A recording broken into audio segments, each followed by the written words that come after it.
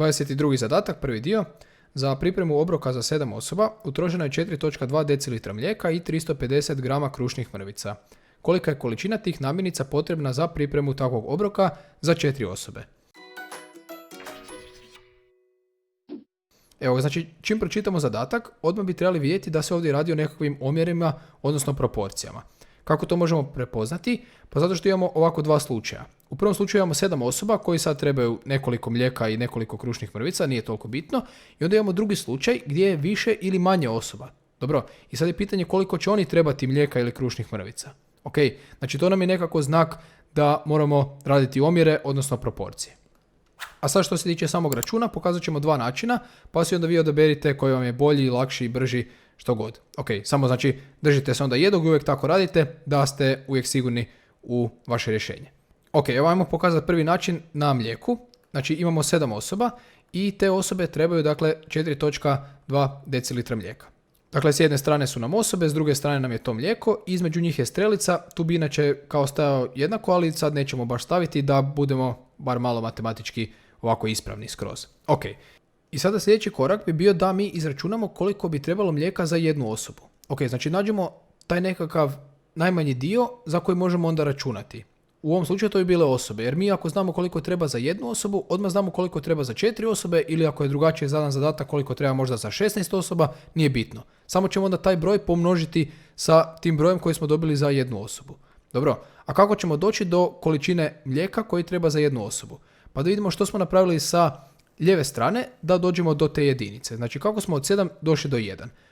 U terminima dijeljenja i množenja. Dakle, podijelili smo sa 7, jer 7 podijeljeno sa 7 je naravno 1. I ako radite ovaj način, uvijek ćete dijeliti baš sa tim brojem koji piše tu gore. Znači, uvijek ćemo dijeliti sa ovih tu 7 ili što god se nađe tu gore. Evo ga, i na taj način dođemo do dolje jedinice. E sad, što smo radili sa lijeve strane, moramo raditi isto tako i sa desne. Zato kažem da je ova tu strelica predstavljala kao taj jednako.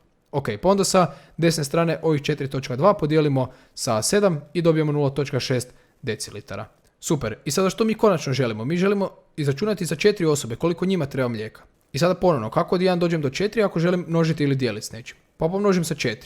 I naravno što smo radili lijevo, radimo i desno. I tu isto pomnožimo sa 4 i dođemo do 2.4 decilitra mlijeka da treba za 4 osobe. Ok, to je bio prvi slučaj. Ajmo vidjeti drugi slučaj. Dakle, napravimo ovako dva stupca. U jednom stupcu ćemo imati osobe, a u drugom stupcu ćemo imati, o čemu se radi, o krušnim mrvicama. Evo stavit ćemo km samo. Dobro, znači nisu kilometri, nego su krušne mrvice. I sada ovako, prva situacija, imamo 7 osoba i njima treba 350 grama tih krušnih mrvica.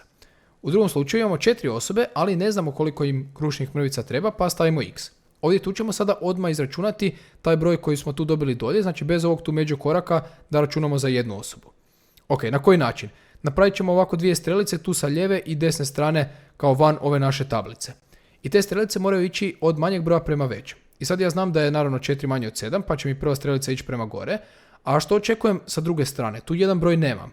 Ali mogu pretpostaviti da će mi manje krušnih mrvica trebati ako imam manje osoba. Dobro, pa onda isto tako očekujem da mi x bude manji od 350 grama. Znači ova tu strelica će isto tako ići prema gore. I sada samo pratim te strelice i pišem omjere. Dakle, počeo sam u 4, završio u 7. Između njih stavimo ovaj znak za dijeljenje, odnosno, kažem, kao taj naprema, jel?